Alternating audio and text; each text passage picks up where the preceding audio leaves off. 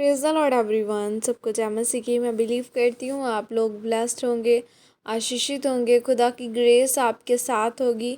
और मैं आप सबको खुदाबंद के पाक और पवित्र हाथों में सौंपती हूँ। और आज का वचन आप लोगों के जीवनों में, आपकी रूहों पर, आपकी ज़िंदगियों में बोया जाए और खुदाबंद की सामर्थ आपके साथ रहे और आपको ब्लेस करे। आओ मैं उस पाक और पवित्र वचन को आपके लिए पढ़ती हूँ। तो वचन हमें परमेश्वर के दास अपोस्टल अंकुर यूसुफ नरूला जी द्वारा और परमेश्वर की दासी पास्टर सोनिया यूसुफ नरूला जी द्वारा दिया जाता है।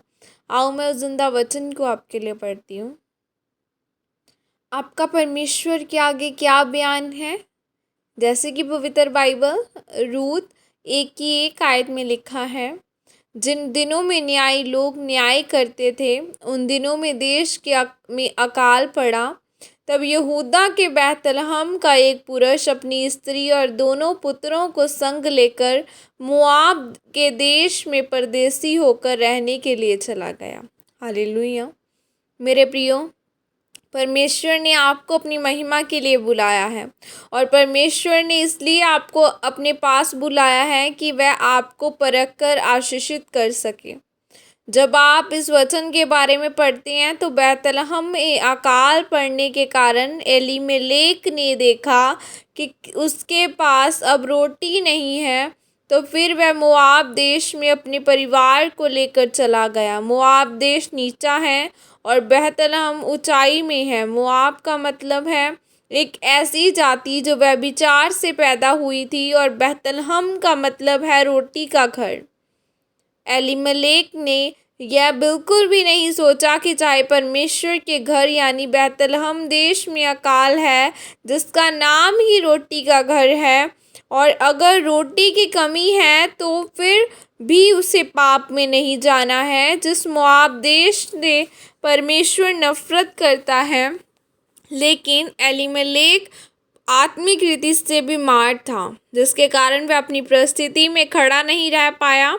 अगर आप बाइबल को ध्यान से पढ़ें तो बाइबल में सबसे बड़े छुटकारे में से एक छुटकारा रूत का था। जब उसका पति मर चुका था तो नाओमी ने अपने दोनों बहुओं से कहा कि अब मैं कोई पति नहीं कर सकती और ना ही मेरा कोई पुत्र है, तुम उनकी पत्नी ठहरो। इसीलिए मैं तुमसे कहती हूँ कि तुम वापस अपने देश में लौट चले जाओ।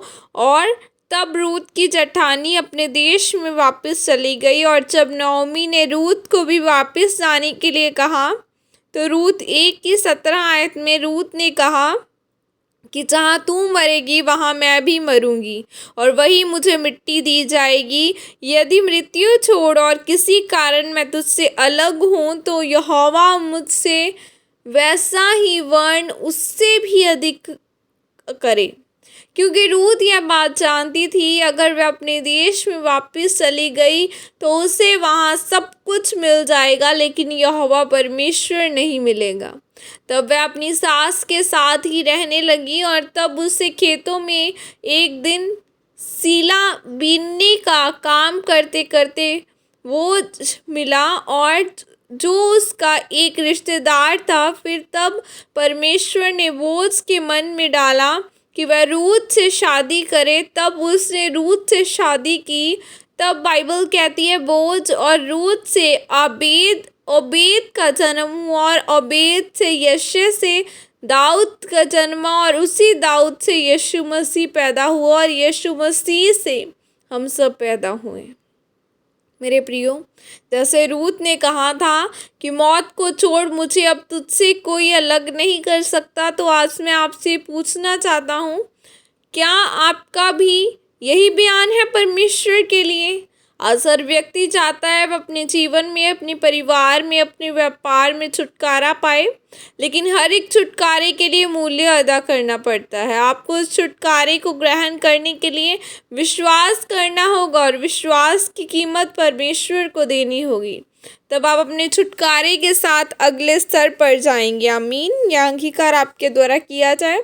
सर्वशक्तिमान परमेश्वर, इस वचन के लिए पिता मैं आपका धन्यवाद करती हूँ और मैं अंगीकार करती हूँ परमेश्वर, जिस तरह रूत आपकी सास अपनी सास के संग वफादार रही और आशीषित हुई, वैसे मैं भी तेरे पीछे चलूँगी और आशीषित होंगी। आप मुझे अनुग्रह दें। प्रभु यीशु मसीह के सामर्थ्य नाम में मांगती हूँ, आमीन, हालेलुया। आज आपका खुदावन के साथ क्या रिश्ता है? क्या कुछ खटी आने में क्या आप पीछे तो नहीं हटते? रूत अड़ी और खड़ी रही। उसने वो देश नहीं छोड़ा जो परमेश्वर का था। वो जा तो सकती थी अपनी आनी के पीछे कि वो अगर चली गई तो मैं भी चली जाऊंगी, लेकिन वो नहीं गई। उसे पता था कि अगर मैं अपने देश वापस चली जाऊंगी तो वही पिछला जीवन मेरे साथ वैसा होगा, मैं देवी देवताओं के पास जाऊंगी और खुदा से दूर हो जाऊंगी। लेकिन वो नहीं गई, उसने खुदावन के साथ वफादारी वाला जीवन जिया। क्या आप तैयार हैं वफादारी वाला जीवन देने के लिए? अगर तैयार हैं तो खुदावन आपको और ऊंचा करे और ब्लेस करे। God bless you all. Praise the Lord. जय मसीह की सबको।